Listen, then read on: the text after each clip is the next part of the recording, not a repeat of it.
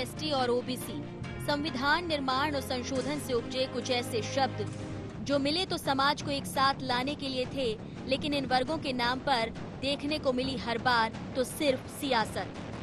कुछ दिन पहले जहां केंद्र सरकार ने गरीब सामान्य वर्ग के लोगों के लिए 10% आरक्षण दिया, तो अब लोकसभा चुनाव पास आते ही विधानसभा चुनाव में जीतकर सत्ता संभाल रही कांग्रेस सरकार ने ओबीसी को 14% से बढ़ाकर 27% आरक्षण की सौगात दे डाली। इतना ही नहीं, जहां सरकार के मंत्रियों ने पूर्ववर्ती सरकार पर निशाना साधा, तो वहीं आगामी चुनाव में इससे मिलने वाले लाभ से इनकार भी नहीं किया। मध्य प्रदेश के मुख्यमंत्री जी का एक ही सपना है कि समृद्ध मध्य प्रदेश बने, विकसित मध्य प्रदेश बने। तो किसी एक को छोड़ के हम या कुछ पिछड़े वर्ग को छोड़ के हम पूरे प्रदेश को विकसित बना दे, समृद्ध बना दे, संभव नहीं। भारतीय जनता पार्टी ने किस तरीके से कुचेष्टा की या अपनी दुर्भावना का प्रदर्शन किया कि ओबीसी के आरक्षण को स्वागत करने के बजाय नकारात्मक विचार देना चाहते। शिवराज सिंह जी से मैं अनुरोध करता हूं कि कमलनाथ जी का जाकर इस निर्णय के लिए उनका स्वागत करें। मध्य प्रदेश की पृष्ठभूमि पर नजर डालें तो ओबीसी सत्ता के सिंहासन का रास्ता तय करता है। नजर डालते हैं ओबीसी आरक्षण में बढ़ोतरी के मायनों पर। मध्य प्रदेश में ओबीसी की करीब 51% जनसंख्या। ओबीसी का वोट कभी भी एक तरफा नहीं पड़ा। कभी हिंदुत्व तो कभी पार्टी के नाम पर ओबीसी वोटों में हुआ बिखराव। ओबीसी नेताओं की तरफ से काफी समय से की जा रही थी आरक्षण की मांग। मालवा, निमाड़, बुंदेलखंड और मध्य भारत में ओबीसी वोट निर्णायक। ओबीसी को मिले 27% आरक्षण पर विपक्ष भी मुखर है। विपक्ष का कहना है कि कांग्रेस सरकार नौकरी नहीं दे पाएगी, चाहे जितना आरक्षण दे दिया जाए, किसी काम का नहीं। ये खोखला आरक्षण है, सिर्फ वोटें लूटने के लिए, वोटें लेने के लिए, ओबीसी वर्ग की वोटें लेने के लिए। आप ये बताएं कि नौकरियां कहाँ हैं, कौन सी नौकरी देंगे? मध्य प्रदेश सरकार की जो अधिकृत वेबसाइट है उस पर नौकरी कौन सी दी जा रही है? तो मैं मान के चलता हूँ जब नौकरियां ही नहीं है तो आप 27% नहीं 100% आरक्षण कर दो। दुकान खाली पड़ी है, माल कुछ है नहीं, कह दिया पूरी दुकान तुम्हारे हवाले है, इससे क्या होना है? कुछ नहीं। गौर हो कि मध्य प्रदेश में ओबीसी को लेकर वार पलटवार जारी है। हो भी क्यों ना, पूर्ववर्ती सरकार के तीनों मुख्यमंत्री इसी ओबीसी वर्ग से आते थे। इसलिए कांग्रेस सरकार पूर्ववर्ती सरकार को आड़े हाथ लेने से नहीं चूक रही। कहा जा रहा है कि पिछड़ों को उनका अधिकार कमलनाथ सरकार ने ही दिया है, लेकिन ये तो आने वाला वक्त बताएगा कि ओबीसी का वोट किस पाले में जाएगा। Bureau report, IND 24।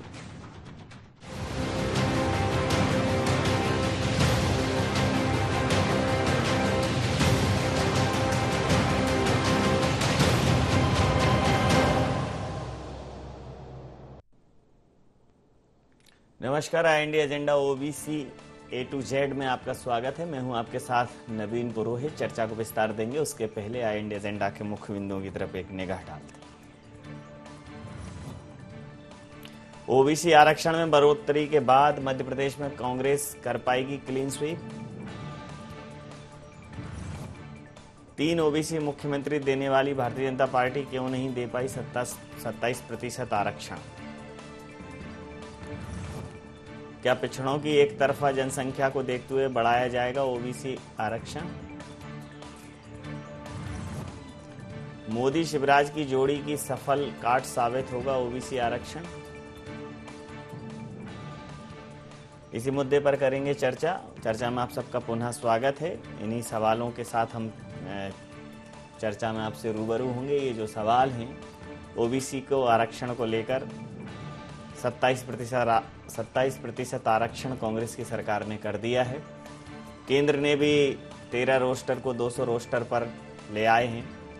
ओबीसी के हितों को साधने के लिए हर संभव कवायद सरकारों द्वारा की जा रही है, लेकिन चूंकि ये चुनाव के वक्त हो रही है तो कहा जा रहा है कि ये सिर्फ और सिर्फ एक चुनावी स्टंट है, इससे ज़्यादा कुछ नहीं। तो इसी मुद्दे पर करेंगे चर्चा। हमारे साथ चर्चा में शामिल हैं अजय सिंह यादव जी हैं, प्रवक्ता कांग्रेस के, सुमित ओरछा जी मीडिया वार्ताकार भारतीय जनता पार्टी से, गौरव चतुर्वेदी जी वरिष्ठ पत्रकार। आप समस्त महानुभावों का बहुत बहुत स्वागत है। सीधा सवाल अजय सिंह जी आपसे कर लेता हूं। 27% कर दिया है आपने ओबीसी आरक्षण मध्य प्रदेश में, और अगर माननीय सुप्रीम कोर्ट की एक निर्णय को देखा जाए तो 50% से ज़्यादा आरक्षण नहीं हो सकता। उस समय उस सीमा रेखा को आप लांघ चुके हैं। तो आपको नहीं लगता कि ये आपने जो किया है इसको आप लागू करवा पाने में असफल रहेंगे या कोई समस्या आएगी? देखिए नवीन जी, जहाँ तक मध्य प्रदेश में ओबीसी आरक्षण 27% लागू होने की बात है, मध्य प्रदेश में पिछले काफ़ी समय से ओबीसी आरक्षण को देश के अन्य राज्यों की भांति 27% करने की मांग चल रही थी। भारतीय जनता पार्टी ने 3 बार ओबीसी नेताओं को मुख्यमंत्री बनाया और उनके नाम पर ओबीसी के वोट पूरे मध्य प्रदेश में समेटे, लेकिन उसके बाद भी ओबीसी के जनमानस की जो मुख्य मांग थी आरक्षण की, क्योंकि एक व्यक्ति के सीएम बनने से ओबीसी का हित नहीं हो सकता है, लेकिन पूरे प्रदेश में जो ओबीसी की मांग थी उसको पूरा नहीं किया। और कांग्रेस पार्टी ने अपने वचन पत्र में वायदा किया था कि हमारी सरकार बनते ही मध्य प्रदेश में 27% ओबीसी का आरक्षण लागू किया जाएगा। इसलिए कमलनाथ जी ने सरकार बनने के बाद 2.5 महीने के अंदर ही मध्य प्रदेश में ओबीसी आरक्षण को 27% लागू कर दिया है और ये पूरी तरह से कानूनी तरीके से किया गया है और मध्य प्रदेश में ये लागू रहेगा। इसमें किसी भी तरह की कानूनी अड़चन नहीं आएगी। जहां तक रही बात सुप्रीम कोर्ट के निर्णय की, संविधान के आर्टिकल 9 के तहत ये प्रावधान है जिसके तहत सरकार इस तरह का डिसीजन लेती है तो न्यायालय उस पर कोई भी हस्तक्षेप नहीं कर पाएगा। तमिलनाडु में भी उसी आधार पर लागू हुआ है और मध्य प्रदेश में भी आर्टिकल 9 के तहत ही ओबीसी आरक्षण 27% लागू किया गया है। इसलिए ये कहना कि आगे जाके नहीं टिकेगा, ये गलत होगा। और मध्य प्रदेश में कांग्रेस पार्टी जिस तरह से हमने सभी वायदे पूरे किए हैं, ये ओबीसी आरक्षण भी हमारा एक ऐसा वायदा था जो हमें पूरा करना ही था। और निश्चित मानिए मध्य प्रदेश के ओबीसी समाज में कांग्रेस पार्टी के प्रति निश्चित ही इस डिसीजन से एक समर्थन का भाव आता है, क्योंकि उनकी इतनी बड़ी मांग जो पूरी नहीं हो रही थी। और अगर हम पहले भी देखें तो मध्य प्रदेश में महाजन आयोग का गठन कांग्रेस की अर्जुन सिंह सरकार ने किया था। उसके बाद केंद्र में भी 27% ओबीसी आरक्षण केंद्रीय संस्थानों में यूपीए की सरकार में तत्कालीन मंत्री अर्जुन सिंह जी ने किया था। लेकिन भारतीय जनता पार्टी ने 15 साल में ओबीसी आरक्षण 27% करने की दिशा में कुछ नहीं किया, केवल वोट कबाड़ने के अलावा। मैं समझ लेता हूँ। सुमित जी, मध्य प्रदेश की सरकार ने 27% ओबीसी आरक्षण कर दिया है। ओबीसी का कोटा 27% हो गया है। आप भी विश्वविद्यालयों में नियुक्ति के लिए जो 13 पॉइंट रोस्टर का था, आप उसको 200 पॉइंट रोस्टर पर ले आए। लेकिन यहाँ पिछले 15 सालों तक आपकी सरकार थी। इस आरक्षण पर आप सवाल जवाब जरूर कर रहे हैं, लेकिन आपने इस दिशा में कोई कदम क्यों नहीं उठाया? हर सरकार की अपनी प्राथमिकताएं होती हैं और कांग्रेस सरकार की प्राथमिकता है समाज को बांटने की। आज अगर ये काम कर पाए हैं और उसके बाद जो उनकी प्रेस कॉन्फ्रेंस है उसके बिंदु सुनिए आप। इन्होंने कहा हमने 27% आरक्षण दिया। आरक्षण होता किस लिए है? इसलिए ताकि समाज के लोग आगे आए। लेकिन इनकी भूमिका क्या है? इन्होंने अपना जो लाइन दी है वो ये दी है कि हमने 27% आरक्षण दिया है, हम 27 सीटें जीतेंगे। आप इनकी गिद्ध दृष्टि का विश्लेषण करिए। इनकी नजर है वोट पर। देश में 2 तरह की राजनीति होती है, एक तो विकास की राजनीति होती है, एक वोट की राजनीति होती है। कांग्रेस का इतिहास है हमेशा उसने रोस्टर वाला 200 रोस्टर में उसका कारण बता देता हूं, मैं उस पर बिंदु पर आता हूं। इनका नीति समझिए। हमने जो निर्णय हमारी सरकार ने लिए हैं उसमें चुनाव की भूमिका नहीं दिखेगी। इनकी भूमिका इसलिए चुनाव की दिख रही है, अगर हमें 10% हम आरक्षण लाए और उसी के कारण, उस 10% आरक्षण के कारण वो 50% की सीमा के, हमने किसी भी वर्ग का आरक्षण छीने बिना, किसी भी वर्ग को प्रभावित किए बिना सामान्य वर्ग के गरीब व्यक्तियों को आरक्षण दिया, उसे इन्होंने मध्य प्रदेश में लागू नहीं किया। और ऊपर से 27% आरक्षण इस तरीके से लाए हैं और उसके ऊपर से फिर वोट बैंक का स्टेटमेंट देना, यह सिद्ध करता है कि कांग्रेस चुनाव के लिए वर्ग संघर्ष को बढ़ावा देना चाहती है, प्रदेश में अराजकता फैलाना चाहती है, विद्वेष फैलाना चाहती है। अगर इनकी नीति और नीयत साफ होती तो इसी के साथ ये जो केंद्र सरकार ने आरक्षण दे दिया है कि सामान्य वर्ग को भी 10% आरक्षण देते। संवैधानिक आयोग को, पिछड़ा वर्ग के आयोग को हमने संवैधानिक दर्जा देने का काम हमने किया है।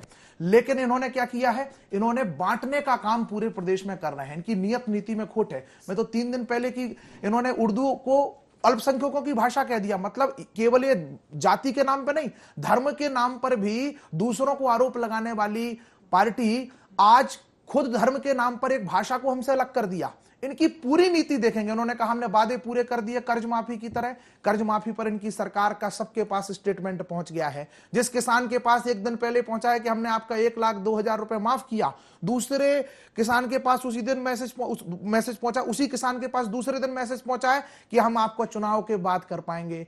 क्या आपको रोका है?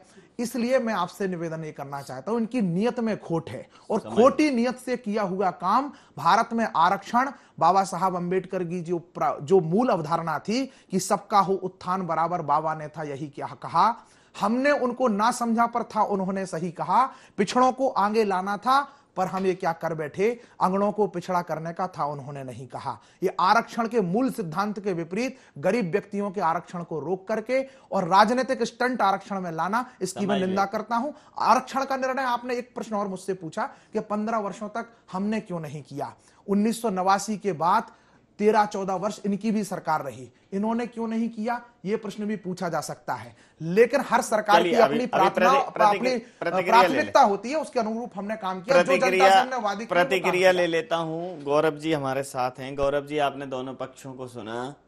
एक 13 पॉइंट रोस्टर से 200 पॉइंट रोस्टर पर आ गए, केंद्र की सरकार ने उसको स्वीकृत किया। दूसरा, हाँ, नियुक्तियों के लिए विश्वविद्यालय में। दूसरा प्रक्रिया उसको करने के लिए कि किसी को लाभ मिले, लोगों को समानता के साथ, लेकिन किया चुनाव के वक्त। दूसरा, सवर्णों को 10% आरक्षण देने की बात कही। मध्य प्रदेश में अभी तक वो लागू नहीं हुआ है और मध्य प्रदेश की सरकार ने ओबीसी का जो प्रतिशत है वो 27% कर दिया। आप इस आरक्षण की उलटफेर को किस दृष्टिकोण से देखते हैं? देखिए, ओबीसी को लेकर के जो आरक्षण दिया गया है उससे एक सामाजिक वैमनस्यता पनपने की संभावना मध्य प्रदेश में खड़ी हो गई है। सामान्य वर्ग ओबीसी का मानना है कि ये हमारे साथ छल, और छल इसलिए है क्योंकि इसमें क्रीमी लेयर का प्रावधान है। जो क्रीमी लेयर के लोग आरक्षण का लाभ ले चुके हैं या क्रीमी लेयर में आ गए हैं, उन्हें यह आरक्षण का लाभ नहीं मिलेगा। और इसको लेकर के कर्मचारी संगठनों और अधिकारियों के संगठनों ने भी आवाज़ उठाना शुरू कर दी है। उनका कहना है कि अगर क्रीमी लेयर ओबीसी में लागू हो सकता है, अगर आर्थिक आधार पर सवर्णों को आरक्षण दिया जा सकता है, तो एससी एसटी को आरक्षण में क्रीमी लेयर को क्यों ना जोड़ा जाए।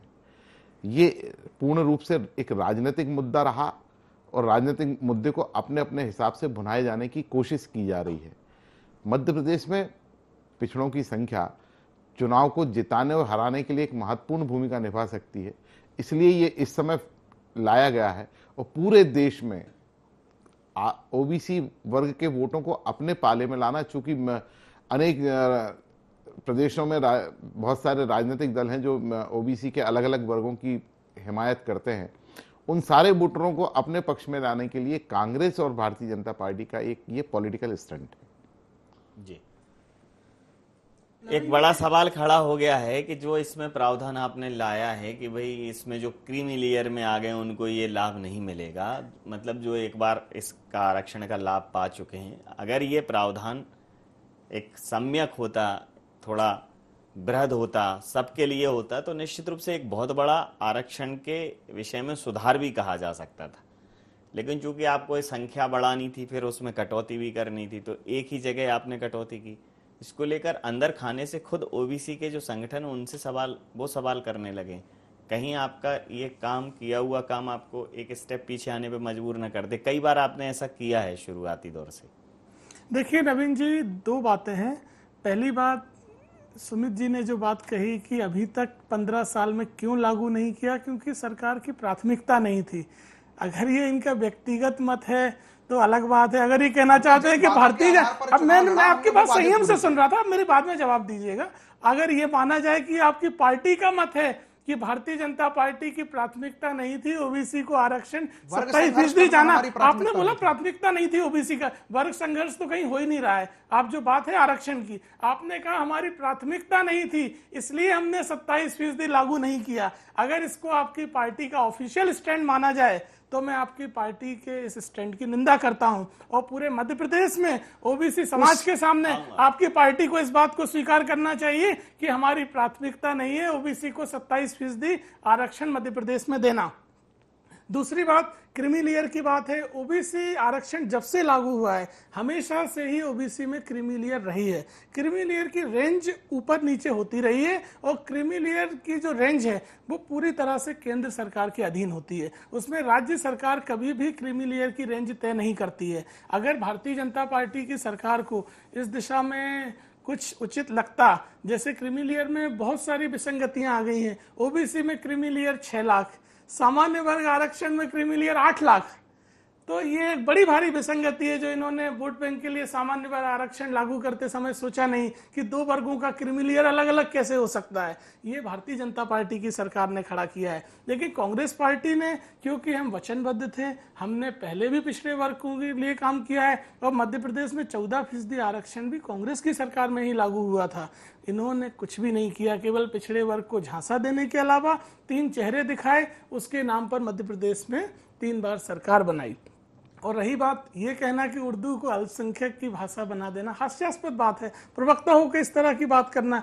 उर्दू को अल्पसंख्यक विभाग में शामिल किया गया है। इसका अरे आपको जानकारी नहीं है। अल्पसंख्यक मंत्री भी जानकारी नहीं है। कई बार नॉन अल्पसंख्यक भी अल्पसंख्यक मंत्री होते हैं, आपको ये भी जानकारी नहीं है। अल्पसंख्यक विभाग में उर्दू का शामिल होना और उर्दू को अल्पसंख्यकों की भाषा कह देना, इसमें भाषा है। तो आपने गलत, आपको या तो जानकारी नहीं है, मुझे जानकारी है, करने की कोशिश कर रहे हैं। विभाग में शामिल करा देते ज्यादा बेहतर। थाई संस्कृति विभाग में, तो ये गलत जानकारी आपको स्पष्ट करता हूं। विभाग में शामिल होना और अल्पसंख्यकों की भाषा कहना, तो आप कहिए ना कि उसको अल्पसंख्यक विभाग में शामिल किया गया है। गलत जानकारी नहीं देना चाहिए, तथ्य सही होना चाहिए। हम मानते हैं बात कि अल्पसंख्यक विभाग में शामिल किया गया है, तथ्य सही दीजिए, गलत मत दीजिए। आपकी बात पर प्रतिक्रिया ले लो जी।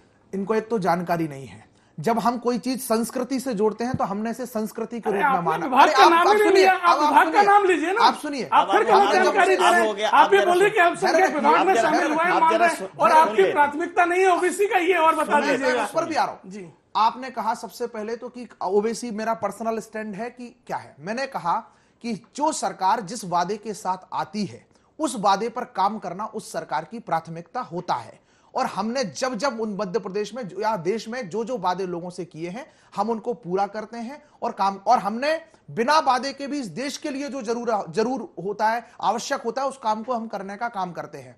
पूरे देश में ये निकल करके आया कि आरक्षण के कारण सामान्य वर्ग के लोगों को, जो गरीब लोग हैं, उनको आरक्षण के कारण बहुत पीड़ा हो रही है, एक सामाजिक संघर्ष की स्थिति हो रही है। हमने उनके लिए भी काम किया, जिसे आप लोगों ने रोक रखा है।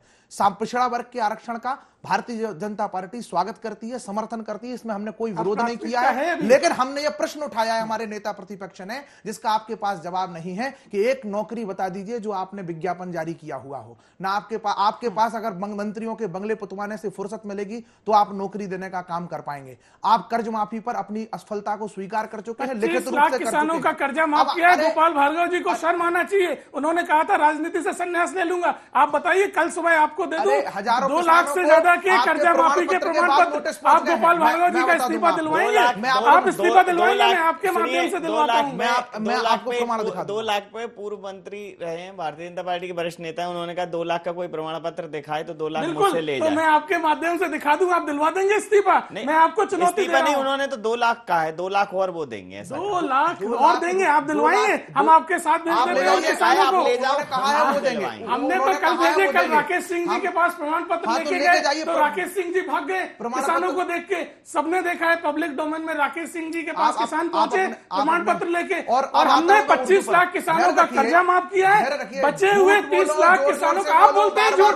15 लाख के लिए सार्वजनिक कर दीजिए। पार्टी का राष्ट्रीय एजेंडा है, सार्वजनिक करिए, सार्वजनिक करिए, हमने सार्वजनिक करिए। झूठ तो आप बोलते हैं, आप करिए ना 15 लाख वाली लिस्ट सार्वजनिक। आप इस बहस की मर्यादा यादव जी जरा, अगर आप धैर्य पूर्वक सुनेंगे तो आपकी बात झूठ आप बोल रहे हैं, आप गलत जानकारी दे रहे हैं। मैं गलत जानकारी नहीं दे रहा। देखिए नवीन जी, मैं आपको सब सुन नहीं सकते, इसलिए आपको गलत जानकारी लग रही है। देखिए सुमित जी, आप राजनीतिक दल से हैं, दिखता है। मैं सुमित जी, झूठ की राजनीति सुमित जी, मैं आपकी बात को रोक रहा हूँ, मैं आपकी बात को रोक रहा हूँ। आप मेरी बात को, मैं आपकी बात को बड़े धैर्य पूर्वक, देखिए मैं आपकी बात को यही खत्म करते हुए बोल रहा हूँ। एक तर्क स्वीकार नहीं कर पाए। देखिए मैं आपकी बात को, नवीन जी, मैं आपके माध्यम से ये बात कह रहा हूँ कि 25 लाख किसानों की सूची मैं आपके चैनल को उपलब्ध करवाने के लिए तैयार हूं।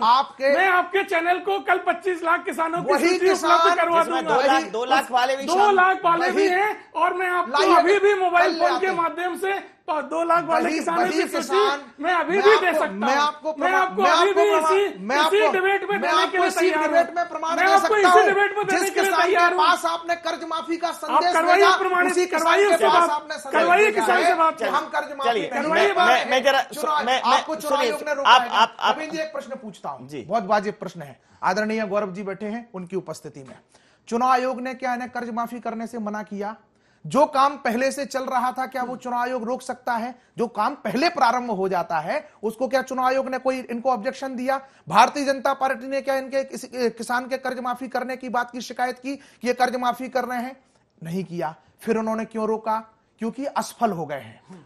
छोटे छोटे भुगतान हुए होंगे। हमारे में कैनरा बैंक ओरछा में गया, मैं तो कोड कर रहा हूं, वहां पर 66 किसानों के ऋण मुक्ति के 6 के पैसे आए हैं साहब, और फिर एसएमएस आने शुरू हो गए। ये एक बड़ा वाजिब सवाल है। इस सवाल के साथ मैं चर्चा समाप्त करूंगा। गौरव जी कि ये एक बहुत स्पष्ट था कि जैसे ये जो रोकी गई है कर्ज माफी की प्रक्रिया, तो आचार संहिता पर भारतीय जनता पार्टी ने इसके विरोध में कोई स्टैंड लिया नहीं, और भारतीय जनता पार्टी अगर लेती तो शायद किसानों को एक मैसेज जाता कि एक अच्छे काम के लिए ये अड़ंगे और व्यवधान डाल रहे हैं।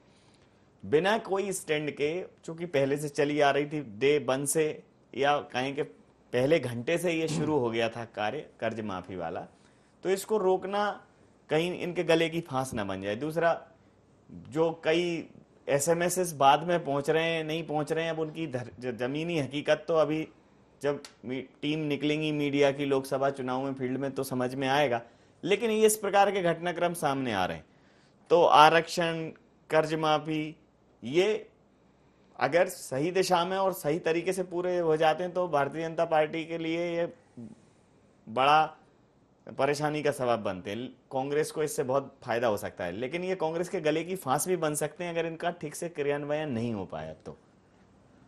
नवीन जी, जो किसान कर्ज माफी की बात हुई थी उसे उन्होंने चरणबद्ध तरीके से कांग्रेस सरकार ने लागू करने की बात कही थी, और चूंकि सबसे पहले उन्होंने सहकारी बैंकों के कृषि ऋण को माफ करने की बात की थी।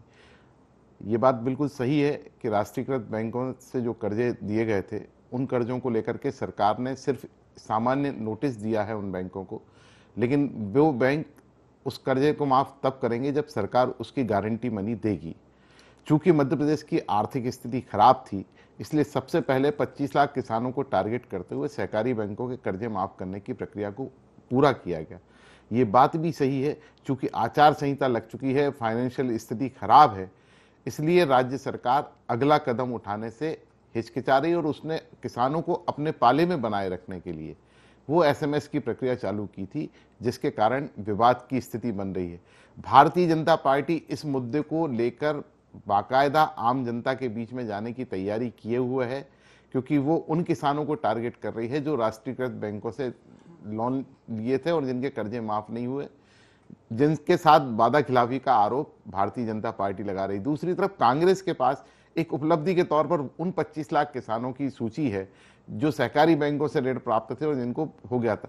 देखना दिलचस्प रहेगा आने वाले समय में कि भारतीय जनता पार्टी इस मुद्दे को मजबूती के साथ बुना पाती है या कांग्रेस के साथ, क्योंकि यह आमजन से जुड़ा हुआ मुद्दा है। आरक्षण में भी सर वही है कि जैसे क्रीमी लेयर का इन्होंने कहा कि सरकार ने 2 क्रीमी लेयर तय कर दिए हैं, ओबीसी के लिए 6 लाख और सवर्ण के लिए 8 लाख। फिर ये सवर्ण का आरक्षण सरकार लागू नहीं कर रही और ये 13 से 27 कर दिया, तो इसको लेकर भी ये भी चुनाव में मुद्दा बनेगा। मतलब नहीं, ये मुद्दा बनेगा, लेकिन चूंकि इस मुद्दे से सीधे सीधे वोटों की राजनीति प्रभावित होती है, भारतीय जनता पार्टी भी इसके खिलाफ बहुत ज्यादा जाकर नहीं बोल पाएगी, और कांग्रेस चूंकि इसको घोषित कर चुकी है इसलिए इसका लाभ कांग्रेस को मिलने की संभावना है। अब भारतीय जनता पार्टी इसे अपने पाले में रखने, ओबीसी के वोटों को अपने पाले में बनाए रखने के लिए किस तरह के कदम उठाती है आने वाले समय में ही पता पड़ पाएगा। जी, समय सीमा के चलते मैं एक बात आखिरी में बोलना चाहता हूं। आदरणीय गौरव जी ने कहा कि कांग्रेस फायदा ले सकती है, बिल्कुल यही एक स्टंट है कि इसका फायदा किसी को नहीं होना है। जो कुछ फायदा है वो कांग्रेस ने अपने के लिए किया है। और जातिगत संघर्ष के लिए मैं 3 उदाहरण देता हूं। जगनेश मेवानी को पहले जातिगत विद्वेष फैलाने के लिए खड़ा करना, हार्दिक पटेल को गुजरात में खड़ा करना, आज भीम आर्मी के संस्थापक से प्रियंका गांधी का मिलना कि प्रियंका गांधी कह रही है, जो आदमी कह रहा है कि मैं देश फिर से जला सकता हूं, मैं फिर से भीमा कोरेगांव की घटना दोहरा सकता हूँ, उसके जोश की उसकी जाकर के राष्ट्रीय महासचिव कह रही है प्रियंका गांधी कि मैं वो भीम आर्मी के चंद्रशेखर की जोश की तारीफ करती हूँ, मुझे पसंद आया, उन्हें देश जलाने का जोश पसंद आ रहा है। कांग्रेस की प्रियंका गांधी को इस पर विचार करना पड़ेगा। देश की समय सीमा अब चर्चा बिल्कुल अंतिम चरण में है। मैं समय सीमा के चलते चर्चा यहीं समाप्त करूंगा। आप समस्त महानुभावों का बहुत बहुत धन्यवाद, बहुत बहुत आभार। तो ओबीसी के इस आरक्षण वाले प्रकरण को ए से अगर जेड तक कांग्रेस ले गई है तो निश्चित रूप से कांग्रेस को फायदा हो सकता है। बहुत समय से ये मांग थी 13% से 27% आरक्षण करने की। क्रीमी लेयर को लेकर भी प्रदेश सरकार केंद्र पर भेदभाव का आरोप लगा रही है और इस पूरे मसले पे कहीं ना कहीं सवर्ण आरक्षण वाली बात दबी नजर आ रही है। तो आरक्षण का ए टू जेड, सत्ता के ए टू जेड से मेल खाएगा, देखना दिलचस्प रहेगा।